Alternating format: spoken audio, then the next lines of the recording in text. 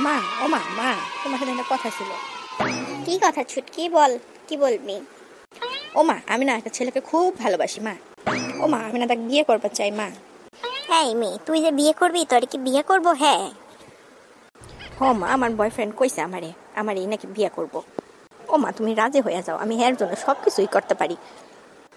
এইটাই সুযোগ, হ্যারে দিয়ে সব কাম করার মধ্যে। দেখি হ্যাঁ, হ্যাঁ বয়ফ্রেন্ডের লেগা নাকি সব কিছু করতে পারে, আমার লেগা তো কোনোদিনও একটু কামও কইরা দেয় নাই, আমার একটু সাহায্যও কইরা দেয় নাই। খাড়া, তোরে কেমন কামটা করাই একটু দেখ তুই। আচ্ছা ঠিক আছে, বিয়া দিমু। তাহলে আমার একটা শর্ত আছে, আমার শর্ত মানলেই তোরে বিয়া দিমু। কি শর্ত মা কও, তুমি যা করবে আমি সবই করে দিতে পারবো ওর লেগা।